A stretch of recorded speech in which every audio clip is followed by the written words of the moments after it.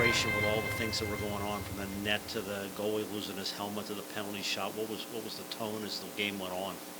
Well, I think anytime you play your arch rivalry and there's emotions are high, there's a lot of things that are going on out there, and I think that from our perspective, certainly don't think our players liked our start either. I mean, I know from the coaching side of it, we didn't like our start, and I think once we fell behind 4-1, we got a sense of urgency in our game, but there was still some frustration with every little thing that was kind of not going our way, But I thought we battled through it. We certainly liked our second half of our game and had plenty of opportunities, but the hockey guys weren't with us tonight, But at the end of the day, our start killed us, and you're not going to battle back from 4-1. It's tough to battle back from 4-1 hockey this time of year. I mean, I think we have the offensive prowess to do it, but certainly didn't have enough tonight. Troy, is there a pattern to the goals you gave up early that you saw that went to that start that wasn't so good for you? Well, I think that it was just detail in our game. We just weren't ready, and I just thought we were getting outworked. Some battles in front, and the one goal, the fourth goal, I mean, we were completely out of position, and we just didn't like how we were playing. We're just not playing how we needed to play, and consequently we paid the price with 4 goals. And 2-1, I thought, okay, geez, we're going to go, get her going. And then our power play was stagnant early as well. We had to switch the units up. We had to switch the lines up. When things aren't going your way, you need to switch things up. So, that seemed to spark us a little bit, and certainly believe we can come back, and there's no doubt about it, but we just couldn't get that, inches away for several times there. So, Chris, you got the power play goal from Bork to make it a game, and then you get the 4-minute power play. Just your thoughts on how that went, and did you feel like even though you got a power play goal, your power play probably wasn't good enough tonight, given the chances that you had there in the second there with the 4 minutes? Yeah, the power play certainly was not. We maneuvered some. We had Camper.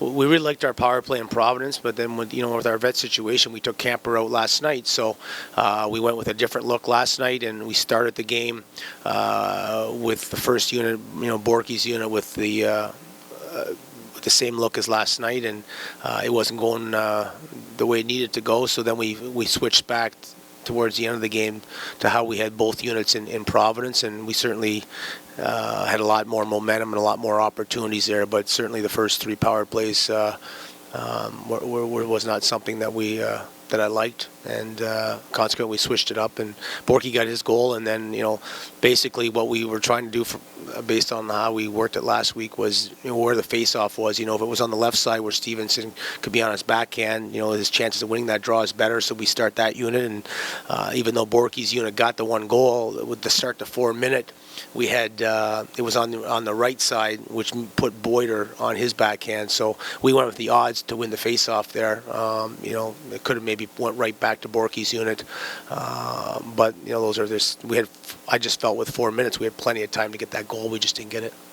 Ellis, you changed at 4-1, but it looked like a lot of the goals he didn't have much of a chance on. Is that just because of the start and also maybe the defensive play in your own end? Yeah, it certainly wasn't Ellis, and I haven't looked at the goals and haven't talked to Scott Murray to see what he felt about the goals. But, at 4-1, a little bit of momentum change. You kind of slow the game down a little bit, and you put Peters in there, and, I thought that he was steady, but, really, from that point on, I don't know. They probably had a couple scoring chances where they missed the net, but I don't remember saying, "Holy geez, that was a big chance." I thought we shut them down pretty well the rest of the game. Do you have an idea who might start in goal tomorrow? That's a good question here. We're going to go talk to the coaching staff here, and we got a couple decisions to make. We got to find out if Walker's available tomorrow. Do we go back with Morsey as a vet? That means someone else has to come up. So we got a couple decisions to make. First of all, who we're going to start tomorrow, whether Walker's available, and then what to do with the vet situation. Other than that being a delay of game, did they explain that the net being pushed off at all? No, and Mark, it's not easy, to do the game by yourself. I felt even on the power play in the second, there was a blatant trip behind the net that should have been a 5-on-3. And, maybe if you got the 2-ref system, maybe you get a call there. And then, even Foster's mask comes off twice. And then the goal, what we thought was a goal, he said he could have called it a goal, but he didn't think he was going in. I couldn't really tell from the replay where the puck was going there as well. But Ryan Bork had it right on his tape there, and I was kind of hoping, he's been playing so well. I was just kind of really hoping that he got that goal for to kind of get his first as a Bear. What's the message for the team for tomorrow? Well, I think we're still in the driver's seat.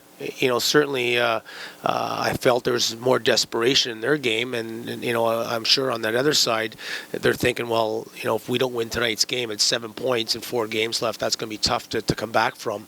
And now it's down to 3, and we're going into their building. So, we can get it back up to 5 going into the last weekend, or down to 1 and up for grabs next weekend. So certainly a big game tomorrow, and you can't really dwell on it. We talked about our start, just address the guys about our start and being mentally ready here from the start, from the get-go. And you got to stick with your composure here this time of year and not get frustrated if things aren't going your way, because you can still play a great hockey game and not get on the score sheet this time of year in the playoffs, because that's how tight things are.